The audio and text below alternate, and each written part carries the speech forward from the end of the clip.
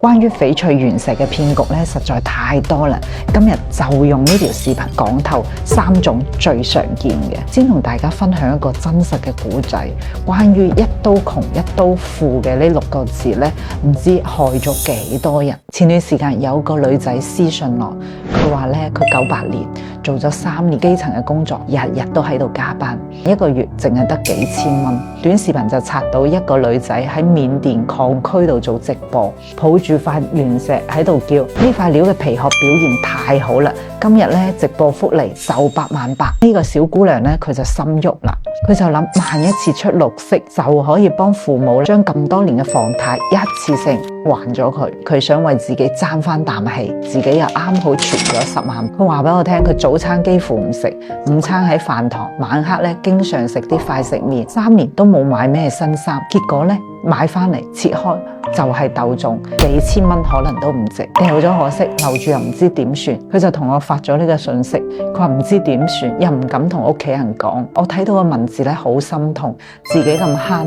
又咁孝順，但係結果又咁不如人意。今日咧必須將原石詐騙嘅3種真實手段，想同大家好好咁講一次。下次你再刷到呢種視頻，一定要直接劃走。第一種你肯定刷到過，人咧喺緬甸礦區一刀切落去，全部都係滿綠色，然後對住鏡頭講今日又切賬啦，快啲嚟直播間。我話俾大家聽，呢度真實嘅慳係緬甸拍嘅視頻係真嘅，切料亦都係真嘅，但係佢切俾你睇嘅嗰塊料一定唔係寄俾你嘅嗰一塊。呢個就叫雙胞胎套路，攞一塊真實嘅料將你引流到私人嘅直播間，而賣俾你嘅全部都係公斤料，幾百蚊1公斤嘅嗰種，切100刀都切唔出個蛋面嚟嘅。等你切垮咗，你去揾佢，人哋早就將你拉黑，換個號又喺其他地方拍。第二種賣嘅係假皮殼，就係你嗰啲懂一啲啲嘅人。騙子咧去緬甸收一啲礦場嘅廢料，就係嗰啲俾人哋揀咗無數次，點切都切唔出嘢嚟嘅嗰種石頭，然後就俾呢啲石頭做個假皮殼，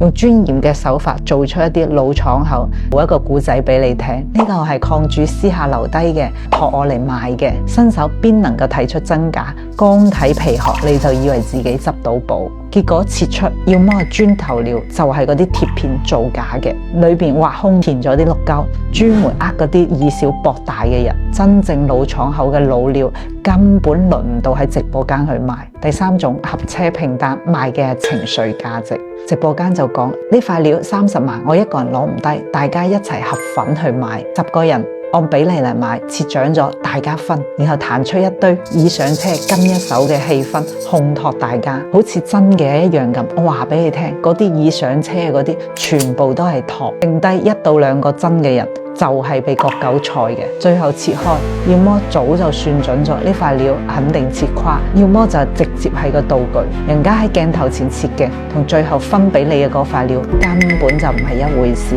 你以為係合夥發財，其實係合夥你。回歸理性，一塊原石喺礦口出嚟，經過幾多個行家嘅手，礦主揀一次，大老闆揀一次，中間商又揀完又揀，真係要開出滿綠嘅好料，輪到你一個新手喺直播間拍嚟拍去。而且我真實話俾大家聽，就算唔係騙局啊，賭石靠嘅都唔係運氣，而係專業。廠口、皮殼、網帶、紋理，全部都係門道。你剛學一樣都要學10年8年。我哋自己工廠日日同料打交道，都唔敢話邊塊石頭我哋看漲或者看跌。你哋真係唔好攞自己嘅血汗錢去賭認知以外嘅嗰種收入。想帶翡翠呢，就老老實實咁去請呢一啲成品，手鐲、掛件、平安球呢啲種水式睇得到摸得見，你戴嘅好睇，亦係嗰份安心。呢個唔係俾嗰啲提心吊膽去開漲開跌，或者係嗰一刀窮一刀富嚟得更加真實咩？真正好嘅嘢係你請嘅時候放心，戴嘅時候面上有光，放嘅時候呢，佢可以經得起歲月。當呢個小朋友同我講唔敢話俾媽媽聽嘅時候，我一下子就破防。如果我哋早啲認識，你話幾好？今日呢條視頻就當錢錢呢，攔你一下，快啲轉發俾嗰啲蠢蠢欲動嘅朋友，可能呢個轉發可以等佢少踩入個坑。關注錢錢，請翡翠，唔踩坑。